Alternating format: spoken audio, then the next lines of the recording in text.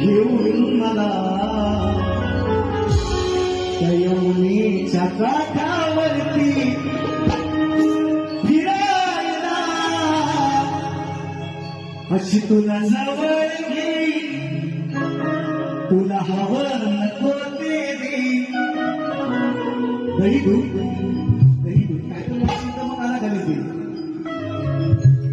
अशी तुला जवळ घेईन, अरे तुला हवं नको ते देईन.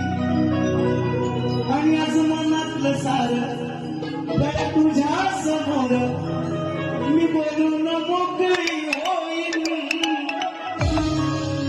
चल चल चल चल चल माधवा, चल ना केशवा, अरे चल चल माधवा.